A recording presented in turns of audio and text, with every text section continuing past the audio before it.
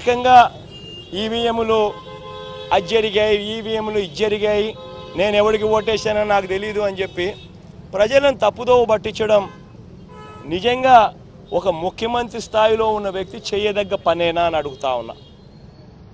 ఇక మూడోది చంద్రబాబు నాయుడు గారిని మీ తరపున అడుగుతా ఉన్నా, మీరు కూడా దయచేసి అడగండి. ఇదే పెద్ద మంచి చంద్రబాబు నాయుడు 2014లో గెలిచింది ఈవీఎంలతో కాదా? అప్పుడన్నా ఇంకా వీవీప్యాట్లో ఇంకా లేవు, ఇంకా మేము అనాలా. అప్పుడు బటన్ ఎవరికి నొక్కినామో ఏ ఊరికి పోటు పడిందో మాకు తెలియదని మేము అనాలా. కానీ ఇక్కడైతే కనీసం కనిపిస్తూ ఉంది. వీవీప్యాట్ తర్వాత ఇంకా వీవీప్యాట్ కూడా వచ్చింది. బటన్ నొక్కిన తర్వాత వీవీప్యాట్లో కనిపిస్తూ ఉంది ఏ పార్టీకి ఓటేసామని.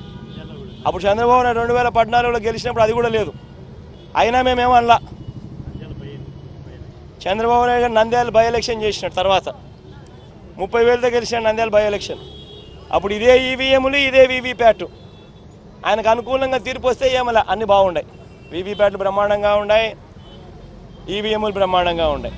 ఇది ఎవరో చెబుతున్న మాట కాదు. 2019లో గెలిచిన తర్వాత అప్పుడు ముఖ్యమంత్రి వైఎస్ జగన్ అన్న మాటలే.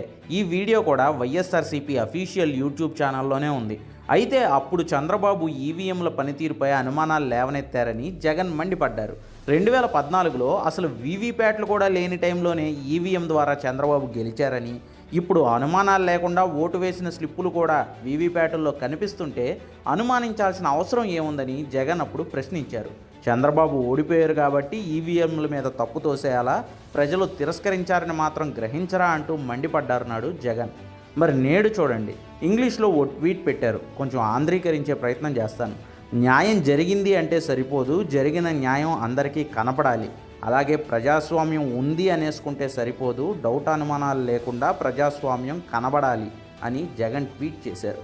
ప్రపంచవ్యాప్తంగా ప్రజాస్వామ్యాన్ని పాటించే ఎన్నో అభివృద్ధి చెందిన దేశాలు కూడా పేపర్ బ్యాలెట్ అనే పద్ధతినే ఫాలో అవుతున్నాయి కానీ ఈవీఎంలను కాదు.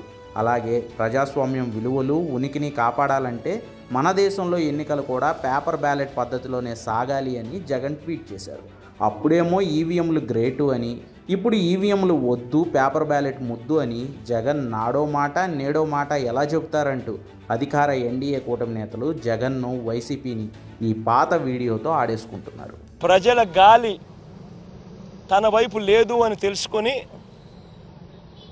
ఎంతటి దారుణంగా డెమోక్రసీని అవహేళన చేస్తూ ప్రజల తీర్పును అవహేళన చేస్తూ మాట్లాడుతూ ఉంటే ఈ మనిషి నిజంగా మనిషేనా అని అడుగుతా ఉన్నా.